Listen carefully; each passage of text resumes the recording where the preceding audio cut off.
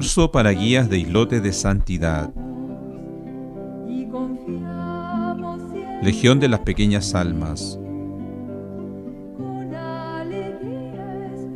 Organiza Directiva Nacional de la Legión de las Pequeñas Almas de Chile. Jesús, mi dulce Jesús, mira las pequeñas almas que están ansiosas de luz y de tu divina calma.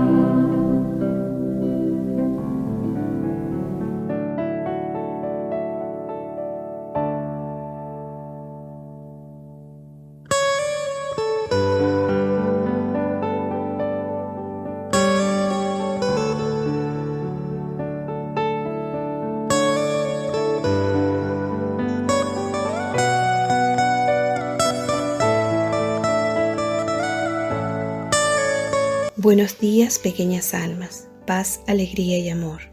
En este cuarto lunes de formación nos corresponde repasar el capítulo 3 del Catecismo de la Iglesia Católica, que comienza con el 8º artículo, Creo en el Espíritu Santo. Después del 9º artículo, en la Iglesia Católica y la comunión de los santos. Del 10º artículo, el perdón de los pecados.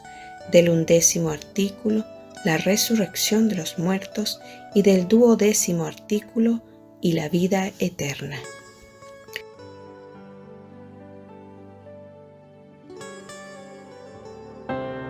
Pedimos la asistencia del Espíritu Santo con esta oración.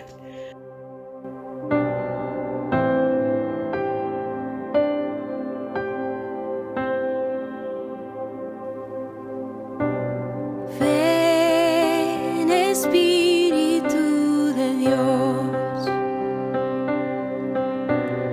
ven Espíritu de amor,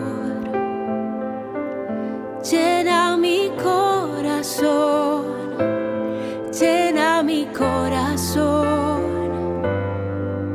Señor. Ven Espíritu de Dios,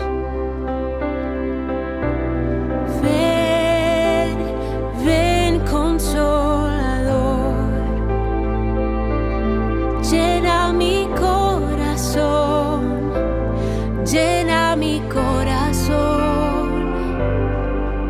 Señor. Ven a mi vida, Espíritu de Dios, ven a sanar mi interior. Ven a mi vida, Espíritu Santo, y sumérgeme en ti, Espíritu Santo, ven. Oh Espíritu Santo, amor del Padre y del Hijo, inspírame siempre lo que debo pensar, lo que debo decir, cómo debo decirlo, lo que debo callar y lo que debo escribir, cómo debo obrar para procurar vuestra gloria y el bien de las almas y mi propia santificación. Espíritu Santo, ilumina mi entendimiento y fortifica mi voluntad. Señor, dame el balance divino en mi vida. Gloria a ti, Señor.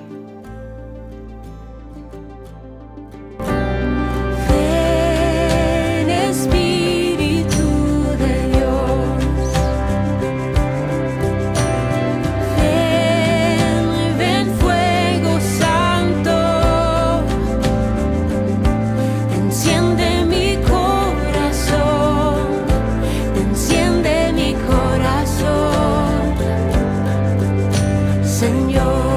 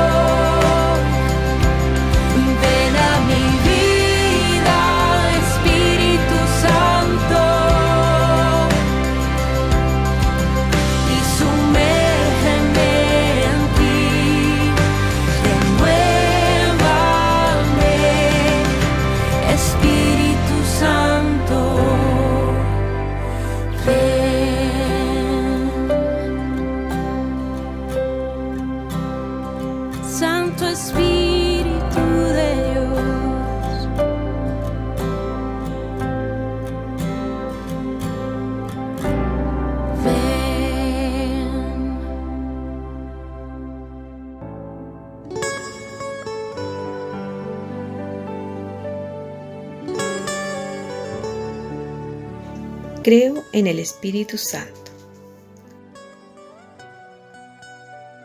La persona desconocida. En los Hechos de los Apóstoles 19:2 leemos a San Pablo que fue a una ciudad de Éfeso, en Asia. Encontró allí un pequeño grupo que ya creía en las enseñanzas de Jesús. Pablo les preguntó: ¿recibisteis el Espíritu Santo cuando creísteis? A lo que le respondieron: ni siquiera sabíamos que había Espíritu Santo.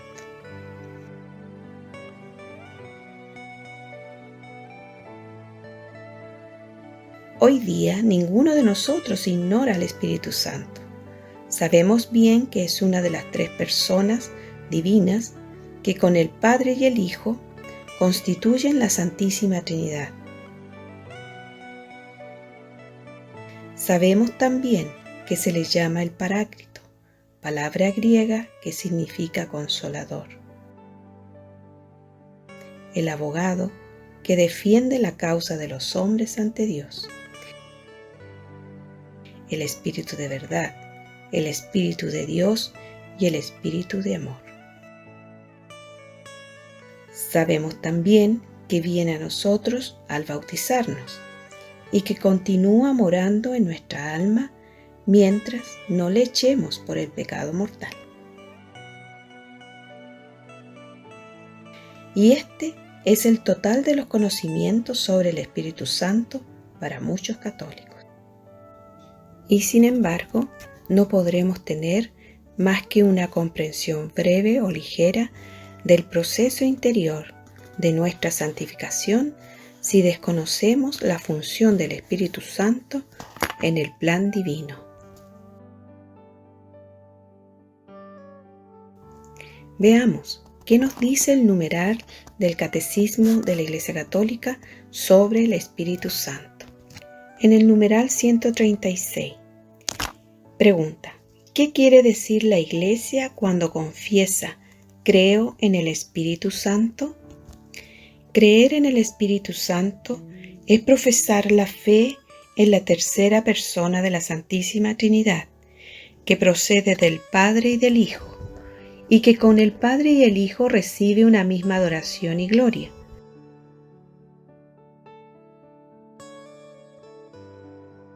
El Espíritu Santo ha sido enviado a nuestros corazones. Esto lo vemos en Gálatas 4:6, a fin de que recibamos la nueva vida de hijos de Dios, la existencia del Espíritu Santo y, por supuesto, la doctrina de la Santísima Trinidad era desconocida hasta que Cristo reveló esta verdad.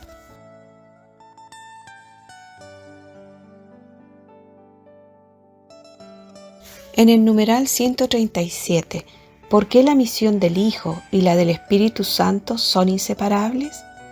La misión del Hijo y la del Espíritu Santo son inseparables porque la Trinidad indivisible, el Hijo y el Espíritu, son distintos, pero inseparables. En efecto, desde el principio hasta el fin de los tiempos, cuando Dios envía a su Hijo, envía también a su Espíritu, que nos une a Cristo en la fe, a fin de que podamos, como hijos adoptivos, llamar a Dios Padre.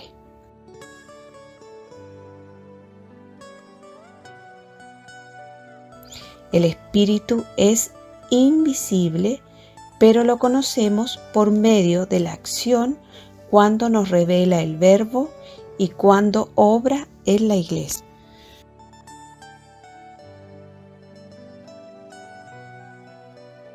¿Cómo tenemos conocimiento que Dios Espíritu Santo obra en la Iglesia? En las Escrituras que Él ha inspirado, en la tradición de la cual los padres de la Iglesia son testigos siempre actuales.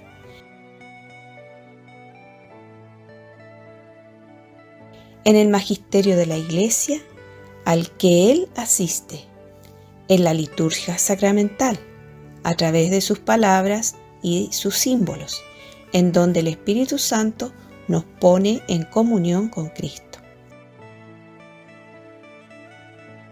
en la oración en la cual Él intercede por nosotros, en los carismas y ministerios mediante los que se edifica la Iglesia,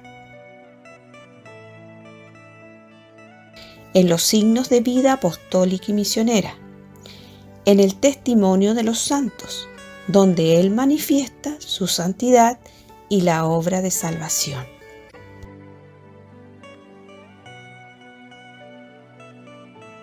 En el numeral 139, ¿con qué símbolos se representa el Espíritu Santo?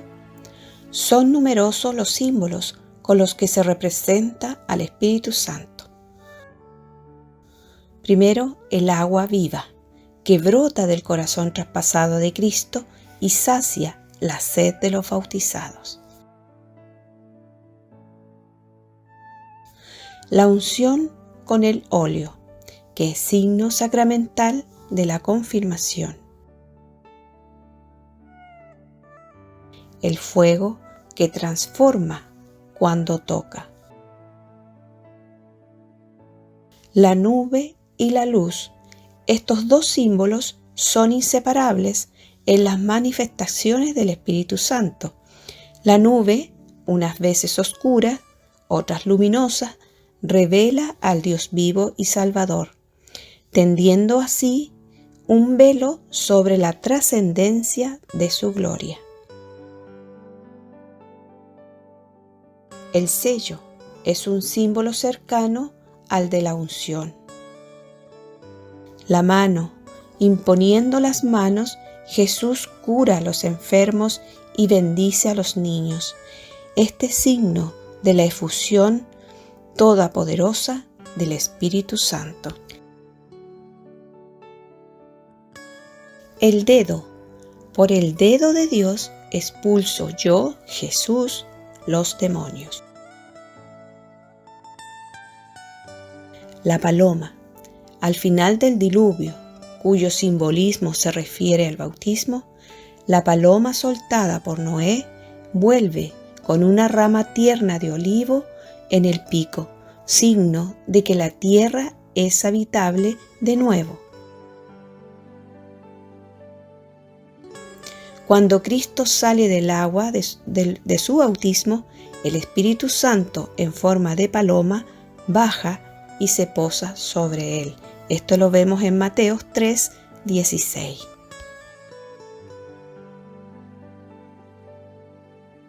En el numeral 140 pregunta, ¿qué significa que el Espíritu,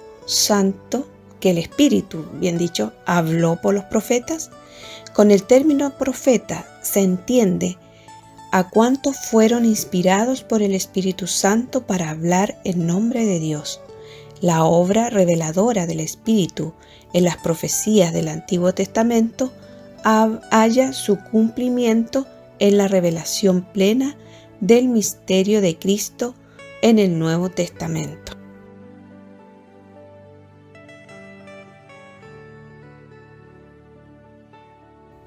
En el numeral 141, ¿cuál es la obra del Espíritu Santo en Juan el Bautista? El Espíritu Santo colma con sus dones a Juan el Bautista, el último profeta del Antiguo Testamento, quien, bajo la acción del Espíritu, es enviado a que prepare al Señor un pueblo bien dispuesto, y anunciar la venida de Cristo, Hijo de Dios, aquel sobre el que ha visto descender y permanecer el Espíritu, aquel que bautiza en el Espíritu. Esto está en Juan 1:33.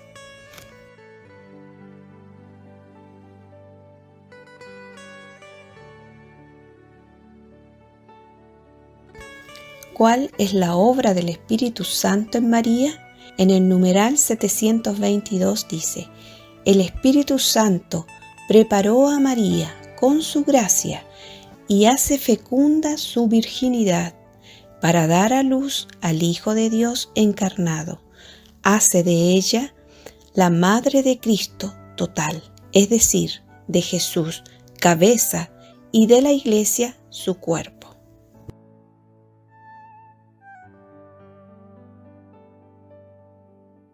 ¿Qué obra el Espíritu Santo en la Iglesia? El Espíritu Santo, como el alma en el cuerpo, vivifica con su gracia y dones a la Iglesia, establece en ella el reinado de la verdad y del amor, y la asiste para que lleve con seguridad a sus hijos por el camino del cielo.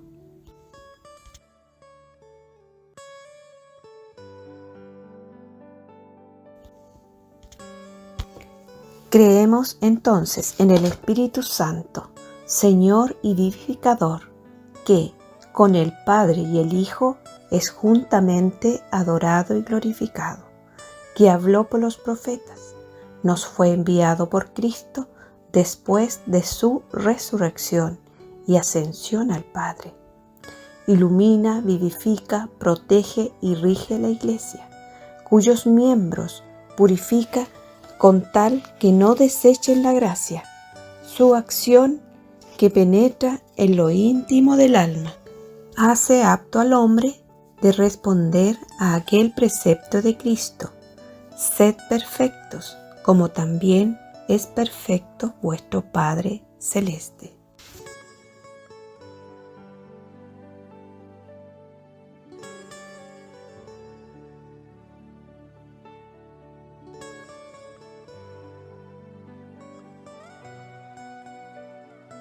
Noveno artículo. Creo en la Santa Iglesia Católica. La Iglesia no tiene otra luz que la de Cristo. Ella es, según una imagen predilecta de los padres de la Iglesia, comparable a la luna cuya luz es reflejo del sol. El Espíritu Santo es la fuente y el dador de toda santidad a la Iglesia.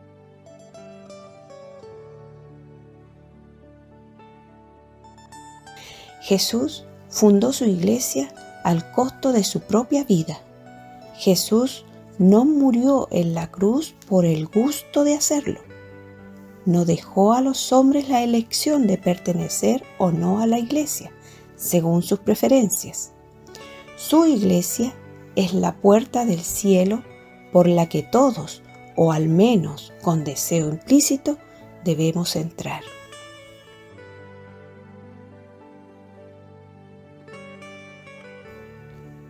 Al constituir la Iglesia prerequisito para nuestra felicidad eterna, nuestro Señor no dejó de estamparla claramente con su marca, con la señal de su origen divino. La Iglesia en el designio de Dios. En el numeral 147 dice: ¿qué designamos con la palabra Iglesia? Con el término Iglesia se designa al pueblo que Dios convoca y reúne desde todos los confines de la tierra para constituir la asamblea de todos aquellos que, por la fe y el bautismo, han sido hechos hijos de Dios, miembros de Cristo y templo del Espíritu Santo.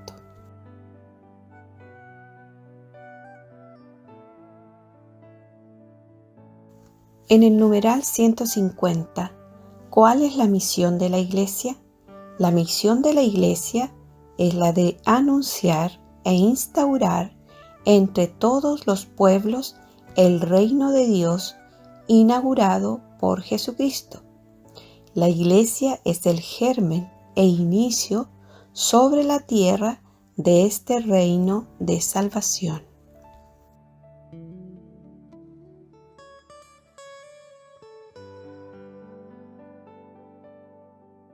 En el 151, ¿en qué sentido la Iglesia es misterio? La Iglesia es misterio en cuanto que en su realidad visible y operante, una realidad espiritual y divina que se percibe solamente con los ojos de la fe. En el 152, ¿Qué significa que la Iglesia es sacramento universal de salvación? La Iglesia es sacramento universal de salvación en cuanto es signo e instrumento de la reconciliación y la comunicación de toda la humanidad con Dios, así como de la unidad de todo el género humano. La Iglesia, pueblo de Dios, cuerpo de Cristo y templo del Espíritu Santo.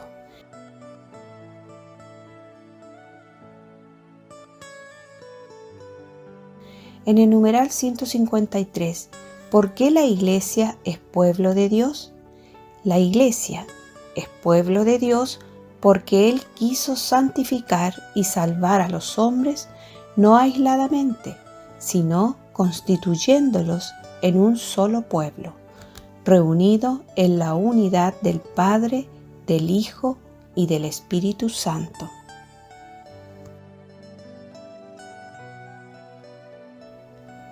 En el numeral 156, ¿de qué modo la Iglesia es cuerpo de Cristo? La Iglesia es cuerpo de Cristo porque, por medio del Espíritu, Cristo, muerto y resucitado, une consigo íntimamente a sus fieles. De este modo, los creyentes en Cristo, en cuanto íntimamente unidos a Él, sobre todo en la Eucaristía, se unen entre sí en la caridad, formando un solo cuerpo, la Iglesia. Dicha unidad se realiza en la diversidad de miembros y funciones.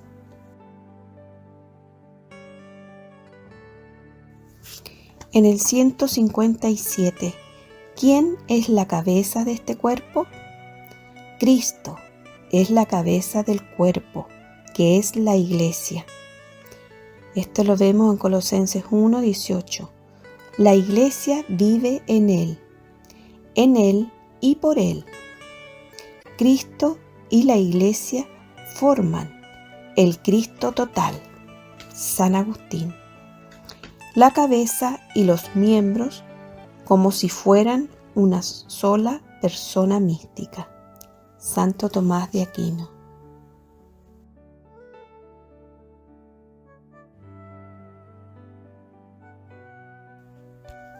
En el numeral 158, ¿por qué llamamos a la Iglesia esposa de Cristo? Llamamos a la Iglesia esposa de Cristo porque el mismo Señor se definió a sí mismo como el esposo. Esto lo vemos en Marcos 2:19, que ama a la Iglesia, uniéndola así con una alianza eterna. Cristo se ha entregado por ella para purificarla con su sangre, santificarla. Efesios 5:26, y hacerla madre fecunda de todos los hijos de Dios.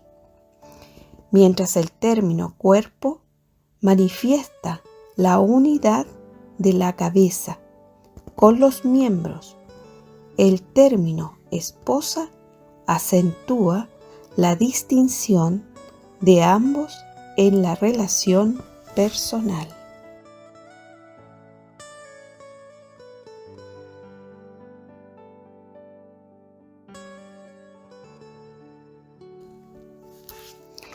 En el 159 dice, ¿por qué la Iglesia es llamada templo del Espíritu Santo?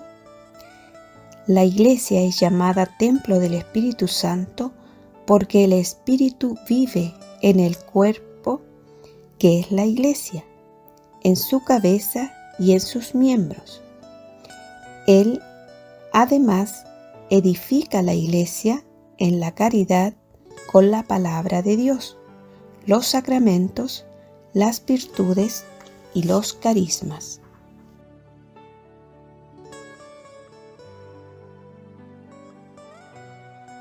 En el numeral 161, ¿por qué la Iglesia es una? La Iglesia verdadera es una, porque sus hijos de cualquier tiempo y lugar están unidos entre sí en una misma fe, un mismo culto, una misma ley y en la participación de unos sacramentos bajo una misma cabeza visible, el romano pontífice.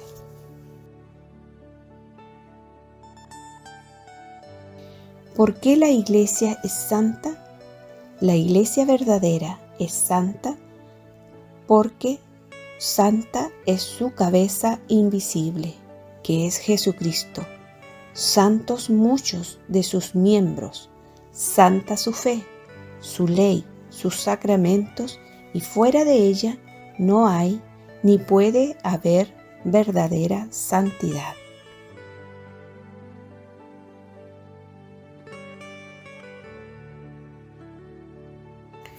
¿Por qué la Iglesia verdadera es católica?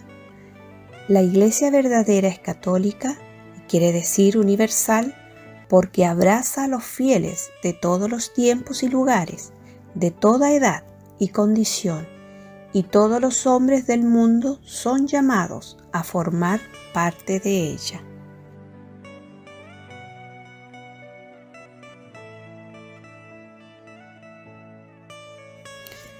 ¿Por qué la Iglesia verdadera es además apostólica? La Iglesia verdadera es apostólica porque se remonta sin interrupción hasta los apóstoles, porque cree y enseña todo lo que ellos creyeron y enseñaron, y porque es guiada y gobernada por los pastores que legítimamente le suceden.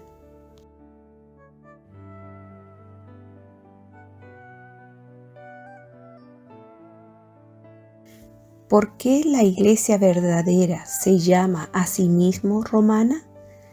La Iglesia verdadera se llama a sí mismo romana porque los 4 caracteres de unidad, santidad, catolicidad y apostolicidad se hallan solo en la Iglesia que reconoce por cabeza al obispo de Roma, sucesor de San Pedro.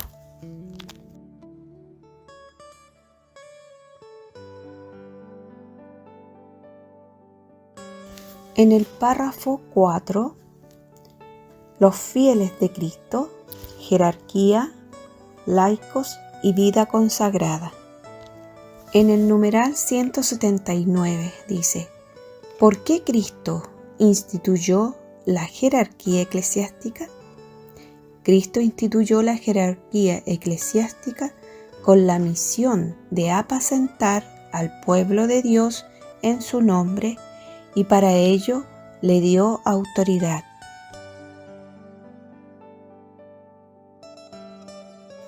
La jerarquía está formada por los ministros sagrados, obispos, presbíteros y diáconos. Gracias al sacramento del orden, los obispos y presbíteros actúan en el ejercicio de su ministerio en nombre y en la persona de Cristo cabeza.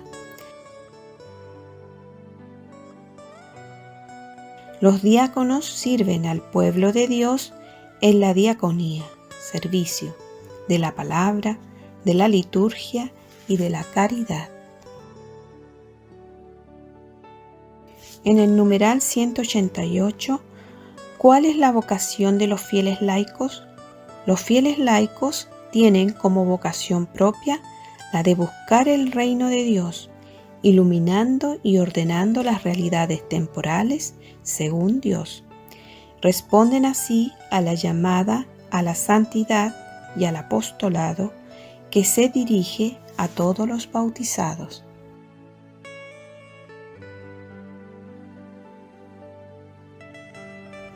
En el numeral 192, ¿qué es la vida consagrada? La vida consagrada es un estado de vida reconocido por la Iglesia, una respuesta libre a una llamada particular de Cristo, mediante la cual los consagrados se dedican totalmente a Dios y tienden a la perfección de la caridad, bajo la moción del Espíritu Santo. Esta consagración se caracteriza por la práctica de los consejos evangélicos. En el numeral 196 vemos también a María como Madre de Cristo y su función en la Iglesia. ¿En qué sentido la bienaventurada Virgen María es Madre de la Iglesia? La bienaventurada Virgen María es Madre de la Iglesia en el orden de la gracia, porque ha dado a luz a Jesús, el Hijo de Dios, cabeza del cuerpo que es la Iglesia. Jesús, agonizante en la cruz, la dio como madre al discípulo con estas palabras: ahí tienes a tu madre. Esto lo vemos en Juan 19, versículo 27.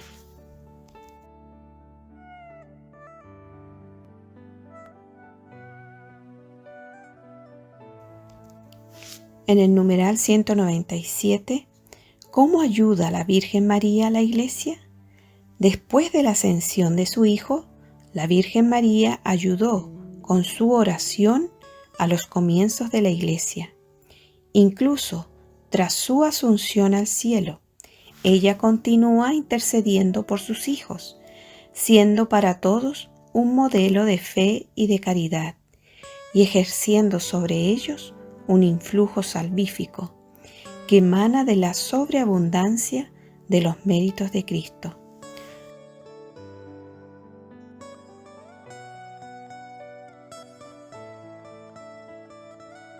Los fieles ven en María una imagen y un anticipo de la resurrección que les espera y la invocan como abogada, auxiliadora, socorro y mediadora. En el 198 dice: ¿qué tipo de culto se rinde a la Virgen María? A la Virgen María se le rinde un culto singular, que se diferencia esencialmente del culto de adoración, que se rinde solo a la Santísima Trinidad. Este culto de especial veneración encuentra su particular expresión en las fiestas litúrgicas dedicadas a la Madre de Dios y en la oración mariana, como el Santo Rosario y compendio de todo el Evangelio.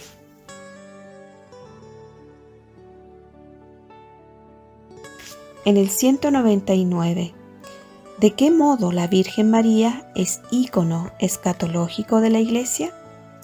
Contemplando a María, la toda santa, ya glorificada en cuerpo y alma, la Iglesia ve en ella lo que la propia Iglesia está llamada a hacer sobre la tierra y aquello que será en la patria celestial.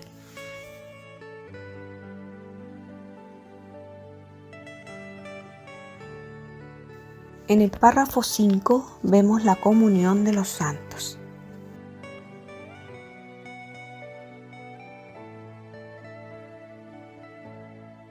¿Qué nos enseña el 9º artículo del credo con aquellas palabras? La comunión de los santos. El 9º artículo nos enseña que en la Iglesia, por la íntima unión que existe entre todos sus miembros, son comunes los bienes espirituales que le pertenecen, así internos como externos. Los bienes internos en la Iglesia son la gracia, que se recibe en los sacramentos, la fe, la esperanza, la caridad, los méritos infinitos de Jesucristo, los merecimientos sobreabundantes de la Virgen y de los santos, y el fruto de todas las buenas obras que se hacen en la misma Iglesia. Y los bienes externos en la Iglesia son los sacramentos, el santo sacrificio de la misa, las públicas oraciones, las funciones religiosas y las demás prácticas exteriores que se unen a los fieles entre sí.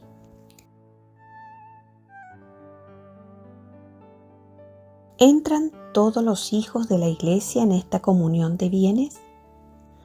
En la comunión de los bienes internos entran los cristianos que están en gracia de Dios, pero los que están en pecado mortal no participan de ella, de los bienes. ¿Por qué no participan de estos bienes los que están en pecado mortal? Porque la gracia de Dios es la que junta a los fieles con Dios entre sí. Por esto, los que están en pecado mortal, como no tienen la gracia de Dios, son excluidos de la comunión de los bienes espirituales.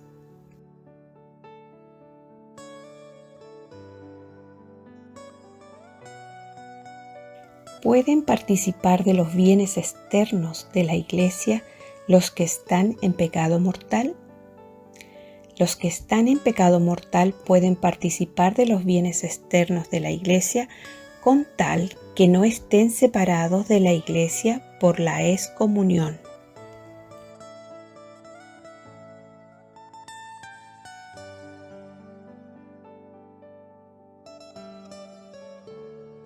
¿Por qué los miembros de esta comunión tomados en conjunto se llaman santos?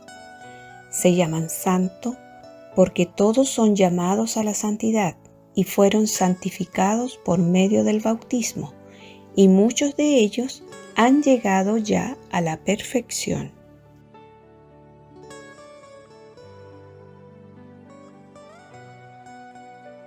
¿Se extiende también al cielo y al purgatorio la comunión de los santos?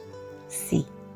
La comunión de los santos se extiende también al cielo y al purgatorio, porque la caridad une las tres iglesias, triunfante, purgante y militante.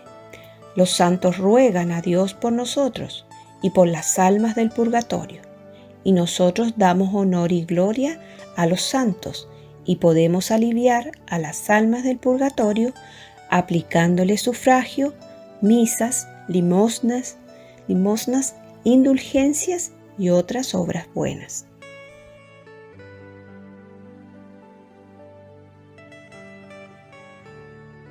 Décimo artículo.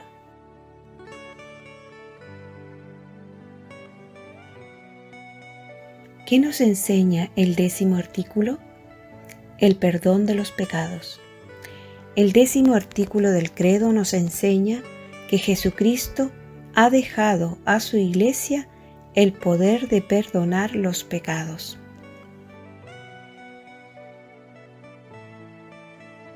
¿Cómo perdona la Iglesia los pecados? La Iglesia perdona los pecados por los méritos de Jesucristo, confiriendo los sacramentos instituidos por Él, con este fin, principalmente en el bautismo y la penitencia.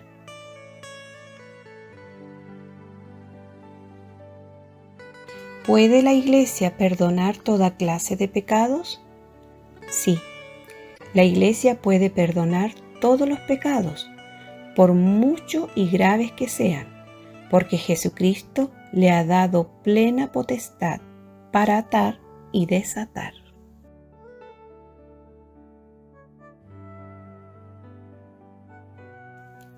¿Quiénes son los que en la Iglesia ejercen esta potestad de perdonar los pecados?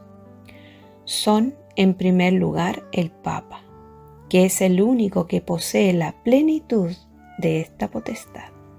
Luego los obispos, y con dependencia de los obispos, los sacerdotes.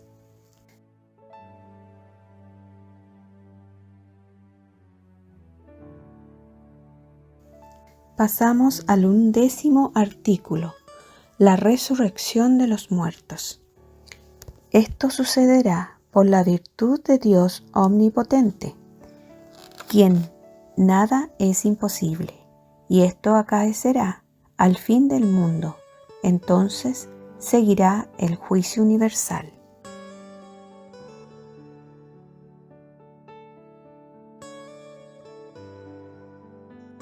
En el numeral 204 dice: ¿qué relación existe entre la resurrección de Cristo y la nuestra?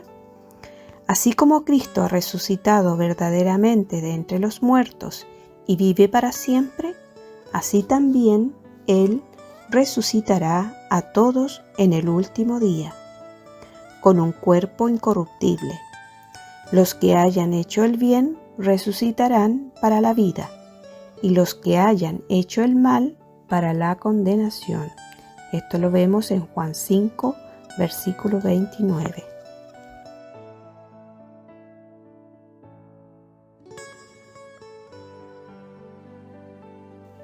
En el numeral 206, ¿qué significa morir en Cristo Jesús?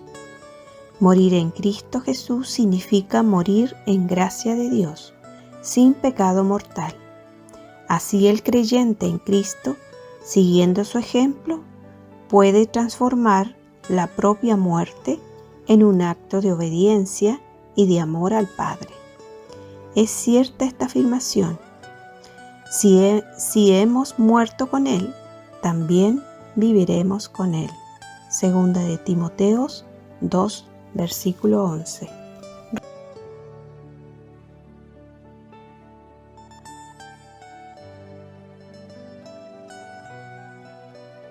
¿Resucitarán todos los hombres de la misma manera? No, sino que habrá grandísima diferencia entre los cuerpos de los escogidos y los cuerpos de los condenados, porque sólo los cuerpos de los escogidos tendrán, a semejanza de Jesucristo resucitado, las dotes de los cuerpos gloriosos.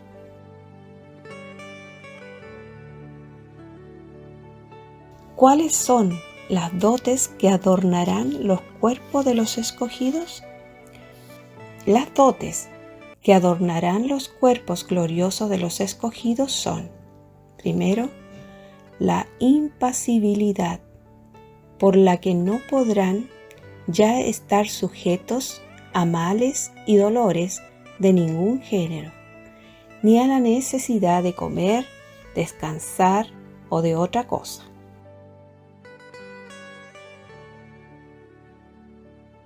2. La claridad, con la que brillarán como el sol y como otras tantas estrellas. La agilidad, con que podrán trasladarse en un momento y sin fatiga de un lugar a otro y de la tierra al cielo.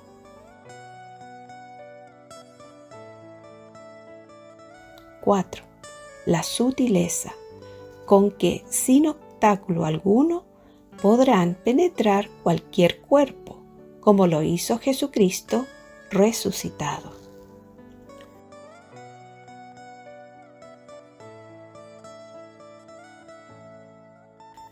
¿Cómo serán los cuerpos de los condenados? Los cuerpos de los condenados estarán privados de las dotes de los cuerpos gloriosos y llevarán la horrible marca de su eterna condenación.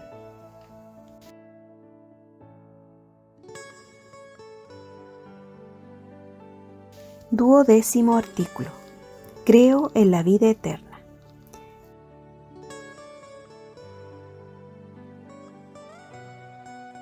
¿Qué nos enseña el último artículo del credo? Nos enseña que después de la vida presente hay otra, o eternamente bienaventurada, para los escogidos en el cielo, o eternamente infeliz para los condenados al infierno.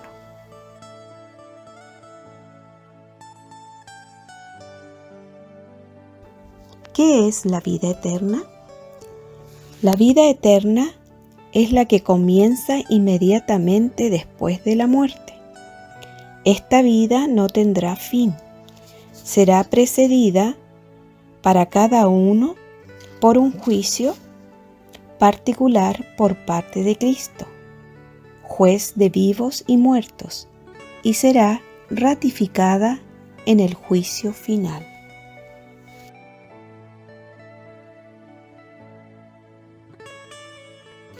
En el numeral 208, ¿qué es el juicio particular? El juicio de retribución inmediata, que en el momento de la muerte cada uno recibe de Dios en su alma inmortal, en relación con su fe y sus obras. Esta retribución consiste en el acceso a la felicidad del cielo, inmediatamente o después de una adecuada purificación, o bien de la condenación eterna en el infierno.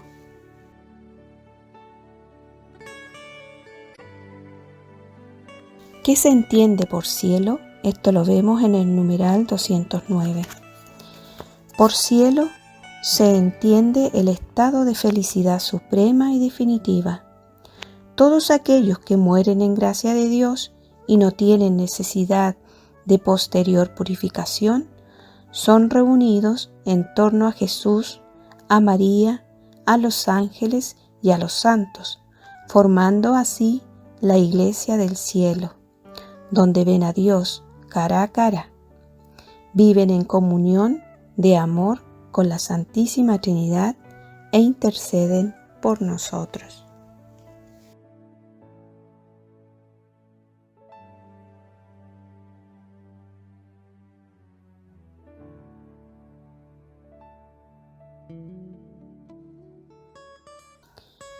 En el numeral 210, ¿qué es el purgatorio? El purgatorio es el estado de los que mueren en amistad con Dios, pero aunque están seguros de su salvación eterna, necesitan aún de purificación para entrar en la eterna bienaventuranza.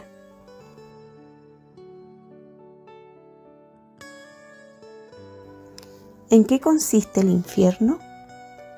Esto lo vemos en el numeral 212. Consiste en la condenación eterna de todos aquellos que mueren por libre elección en pecado mortal.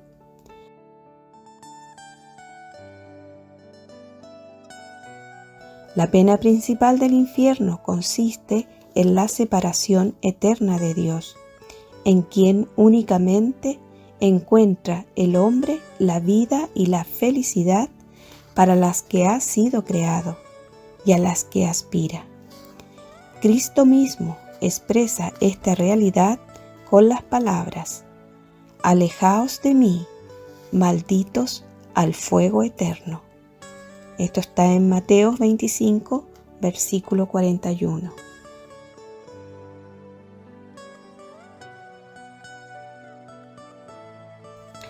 En el numeral 214, ¿en qué consistirá el juicio final?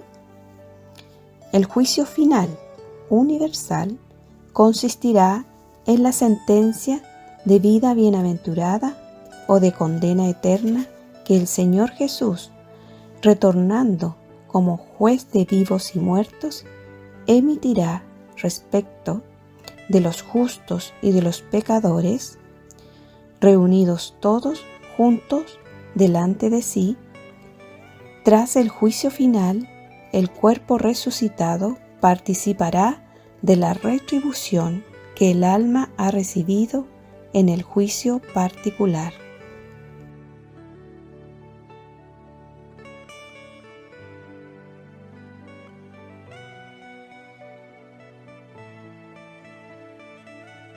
¿Cuándo tendrá lugar este juicio? El juicio final sucederá al fin del mundo, del que solo Dios conoce el día y la hora.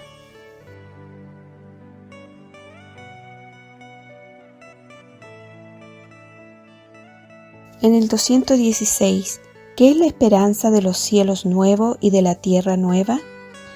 Después del juicio final, el universo entero, liberado de la esclavitud de la corrupción, participará de la gloria de Cristo, inaugurando los cielos nuevos y la tierra nueva. Así se alcanzará la plenitud del reino de Dios, es decir, la realización definitiva del designio salvífico de Dios de hacer que todo tenga a Cristo por cabeza lo que está en el cielo y lo que está en la tierra. Dios será entonces todo en todos. Esto lo vemos en 1 Corintios 15, 28, en la vida eterna.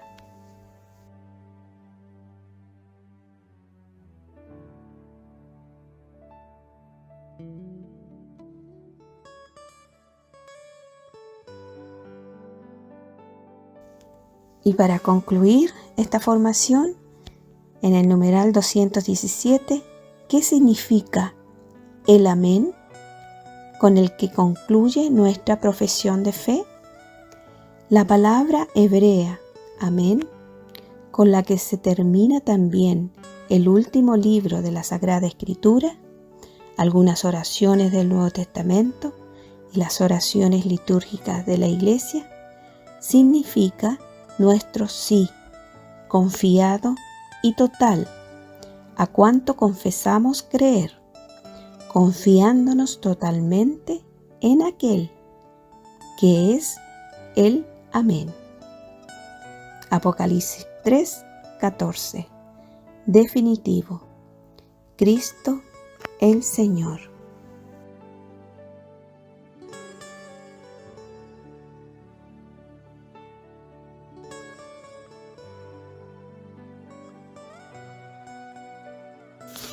Queridas pequeñas almas, hemos llegado al final de esta primera parte de la formación para guías de islotes. Doy gracias a Dios y a la Virgen María por esta invitación de repasar esta hermosa profesión de fe que es el credo de los apóstoles. También agradezco al Padre Ricardo por su elección de acompañarlo y a Carmencita por su disponibilidad y buena voluntad de ayudarnos a grabar este video. Espero que sea de provecho para todas y las invito a que tengan el catecismo en sus casas, ya que es de gran ayuda para conocer y amar más nuestra fe católica.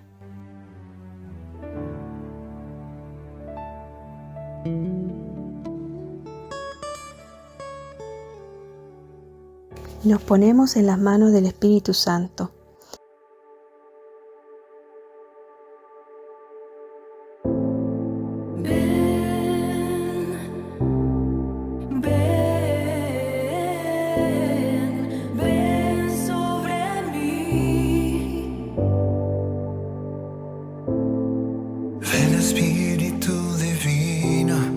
Manda tu luz desde el cielo. Padre amoroso del pobre, don en tus dones espléndido. Luz que penetras las almas, fuente del mayor consuelo. En dulce huésped del alma, descanso de nuestro esfuerzo.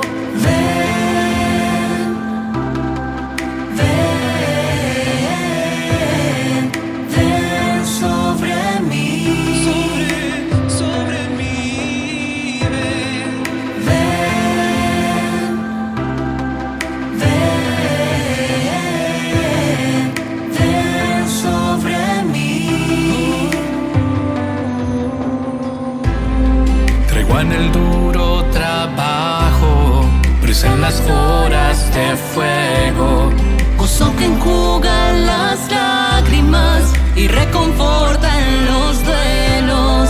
llega hasta el fondo del alma, divina luz y enriquecenos. Mira el vacío del hombre, si tú le faltas por dentro.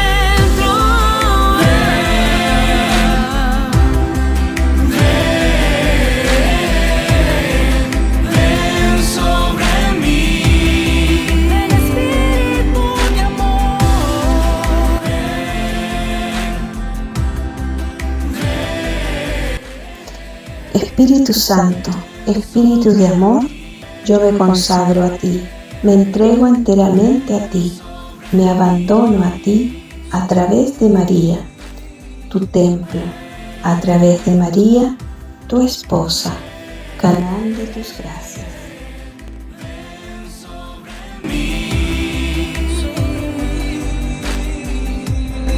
Mira el poder del pecado cuando no envías tu aliento. Regala tierra en sequía, sana el corazón enfermo.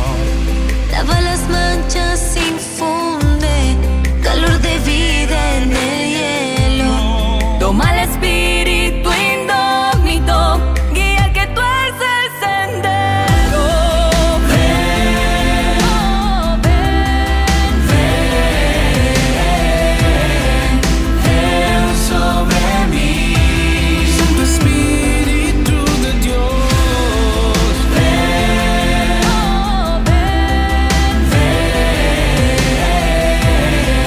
Ven sobre mí, ven sobre mí. reparte tus 7 dones según la fe de tus siervos. Por tu bondad y tu gracia, dale al esfuerzo su mérito. Salvaje busca salvarse Y danos tu gozo eterno, en dulce huésped del alma, ven y haznos de nuevo.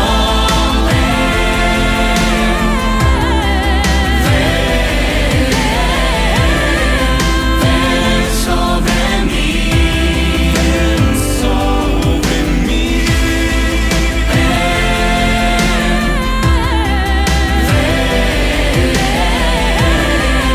Ven sobre mí, Espíritu, ven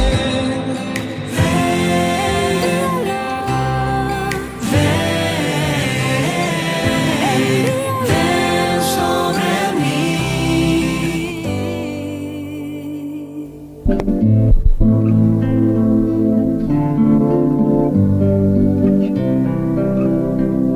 Jesús, mi dulce Jesús,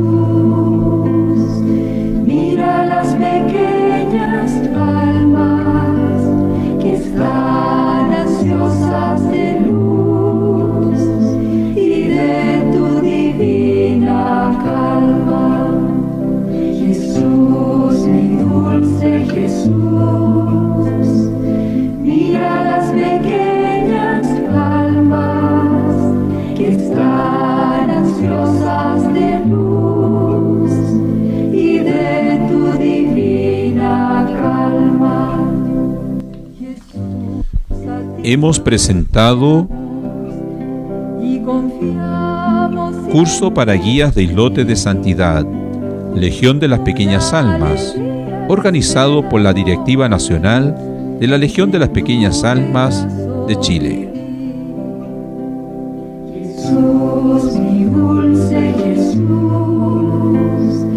mira las pequeñas almas que están ansiosas de luz y de tu divina calma. Nuestras almas son pequeñas, mas a ti están unidas. Eres tú quien nos consuela y sostiene nuestras vidas. Jesús, mi dulce Jesús,